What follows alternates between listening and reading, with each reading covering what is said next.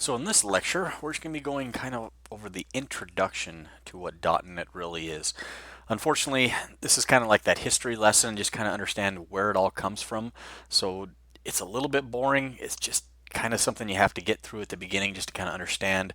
But it is good because the more you understand about the history, you can kind of understand why it is the way it is today and some of the changes they've made along the way. So what is it when we talk about .NET? So what it was is this is early 2000s. It officially came out in 2002. Microsoft was noticing that there was a lot more web-based applications. There was a lot more mobile applications. Java at this point in time was sort of ruling the world. And Microsoft had Visual Basic, it had C and C++, but again there was this huge market share that Java was just taking over. And Microsoft realized they need to kind of get their heads in the game, and so they created what's called .NET. Within .NET, they said, okay, we're going to have a way that, yes, we can do Windows programming, but hey, maybe we can need to do programming on Linux or Mac, or we need to do some internet programming, or we have these new electronic devices, whether it's a phone or some sort of tablet. There's all kinds of new devices coming out, so we need to get into this arena. So they started from scratch, and a lot of what C Sharp is, it's kind of very similar to Java. So if you've taken a Java class, you should be able to jump right into C Sharp, and the syntax is like 99% the same. So when they sat down, they said, okay, we need to start creating some new languages. What do we want to create? Well, they noticed that in industry, the biggest languages out there were like a C, a C++, and Java. So they actually, on purpose, made C Sharp very similar to these other languages, because if 90% of the people out there know C, C plus Java, and you create a language that's very similar to that, then they're more likely to jump on board with your new language. There's a lot smaller learning curve. So again, it's not an accident that C Sharp looks a lot like C++ or Java. Now they also noticed that, okay, there were certain features from C++ people like, certain features of Java, and so they thought to themselves, okay, let's try to take the best features of all the different worlds. And that's kind of what they did. Now C Sharp was sort of their flagship language, but they also had a lot of Visual Basic developers, so they also created Visual Basic .NET.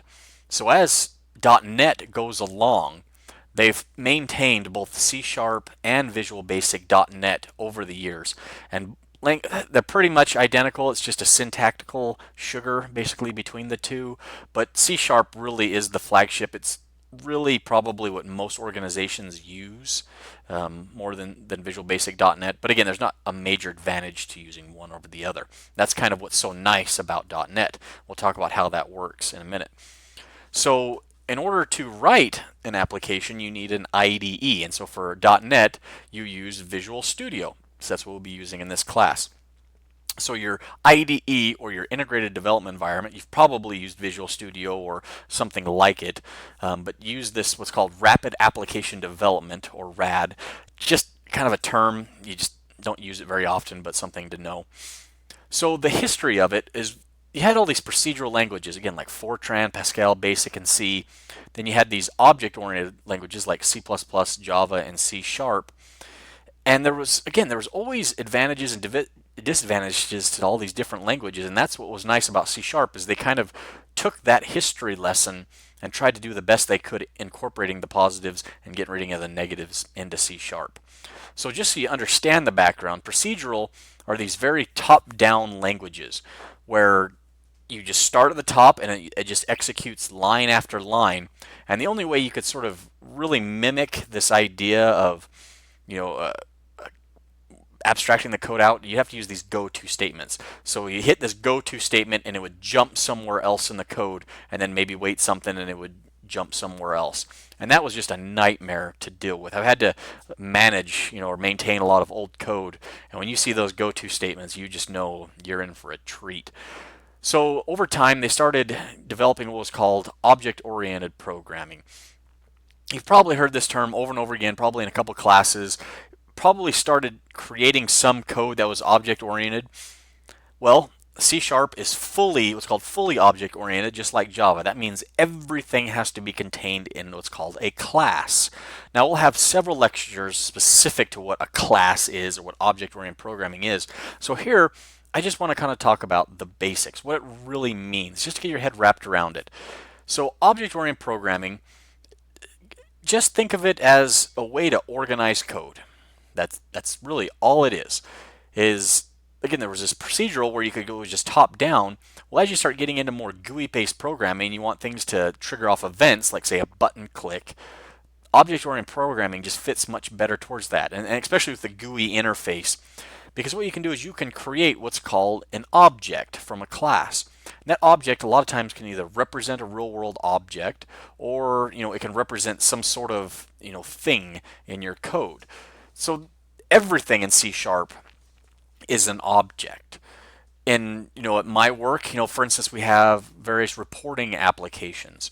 So in that reporting application, we may have a class that queries data from a database, pulls that data back, massages it into a an understandable format, and then spits it out to the user. So we have this class that is sort of that glue between the database and your UI.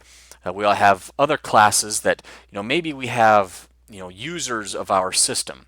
So you could have a class called user, and it could have things like first, last name, social security number, things like that. And so it's just a way of organizing code. That's all object-oriented programming is. And there's a lot of features to it. It's a lot more complex than that, but we'll save that for another lecture. So within .NET, there's a lot of different features that we're going to talk about. There's a lot of features of .NET that are XML based, just various features of it. So .NET, what was nice about it is you don't have to use a specific language. Now, I think the initial plan was to have lots of different languages, but it really nowadays it's C# is really the main language, and there's Visual Basic .NET or F#, and that's really all there is. So, but again, it's kind of nice having that independent. So originally it was supposed to be platform independent, but it turned out it really just worked on Windows. That just kind of the dream was to have it everywhere, and they had this program called Mono that was trying to port it to like Linux or a Mac. It was okay, but again, it never really took off. So for the vast majority of the .NET history, it hasn't been platform independent. It's mainly been Windows. We'll talk about in a later lecture how they're sort of finally getting on board and changing that.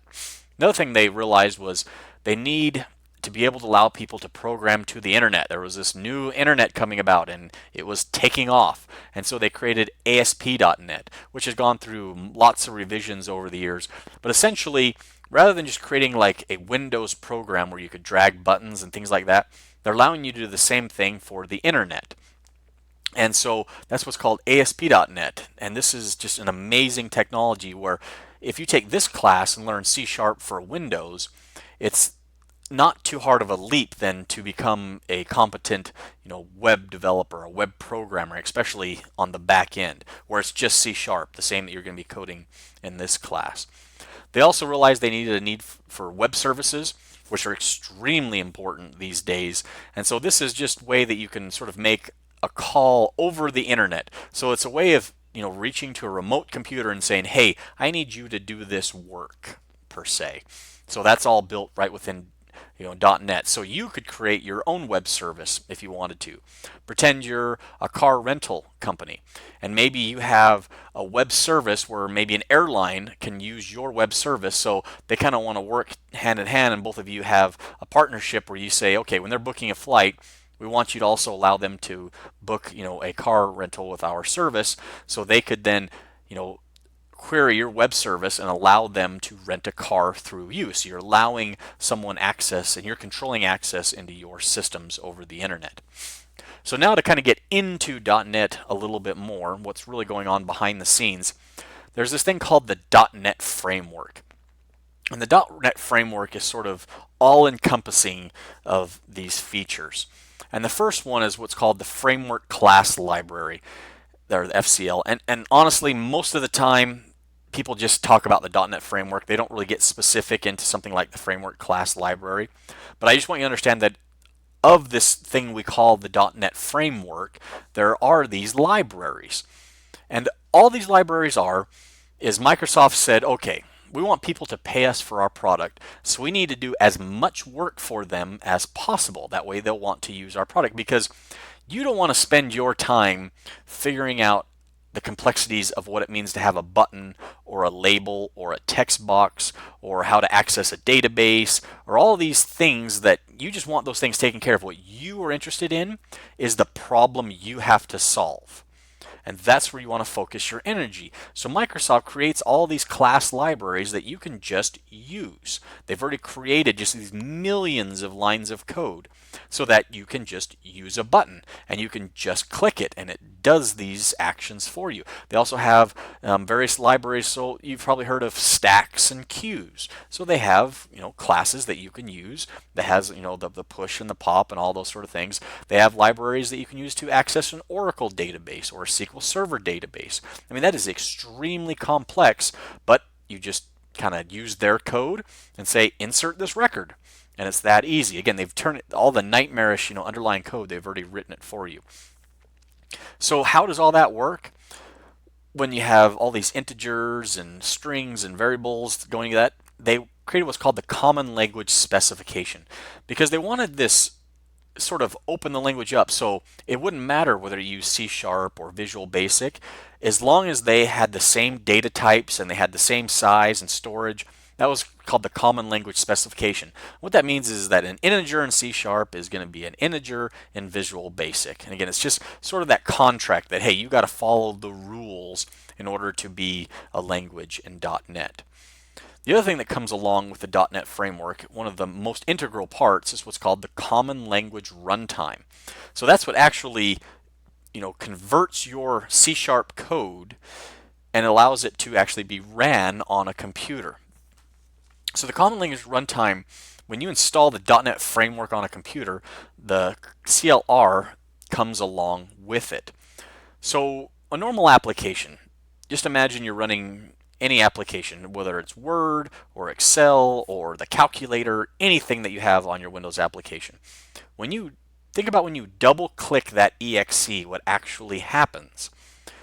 Well, in a lot of programs that are written in like C and C++, they had to already pre-compile it down into, say, Windows 10, something to that nature. They had to pre-compile it down so that it would work on the machine you're running on. Well, this is quite the problem because there's so many different versions of Windows out there. So that's what was nice about the Common Language Runtime, is when you write your C# program, let's pretend you create some calculator application. When you write it and you build it down to an exe, that exe is actually not machine code. It's not compiled all the way down to the ones and zeros needed to run on Windows 95 or Windows, XYZ or Windows, it doesn't matter. Whichever version of Windows, it hasn't been compiled down to that yet. And this is, again, why it was supposed to work on something like Linux. So what was actually happening is when you compiled your program, it compiled it down just to an intermediate language. And sometimes you'll see it called Microsoft Intermediate Language, or you'll see it just called Intermediate Language. And so that exe, it's actually intermediate language. It's not machine code. An intermediate language, no one actually writes that. It looks a lot like assembler. So if you remember your assembler class, that's how nasty intermediate language looks. But the reason it does that is because whether you write it in C# or you write it in Visual Basic or F#, all three of those languages compile down to the exact same intermediate language. And so that when you click that exe, the Common Language Runtime, Windows says, oh, this is a .NET program. I need to pass this intermediate language to the Common Language Runtime. It then says, the .NET Framework then says, oh, I'm on Windows XYZ, compile it down to the appropriate machine language and then run the exe. So as long as you have that .NET framework installed on that machine, it would be able to run. If you didn't have the .NET framework to run and you ran that exe, just an exception pops up and the program sort of crashes and closes. That's just kind of what happens. But what's nice is Microsoft generally propagates the .NET framework out to the various Windows computer. But if you also install your application, you can also have it include the .NET framework that you're targeting. So that's kind of nice. So Most of the time, you don't even have to worry about the .NET framework being installed on there. The biggest thing is just knowing that it has the latest version, so you'd probably want to include it with your exe. So that's kind of the basics and the histories of .NET, at least kind of get you started on how it works, and hope it makes sense.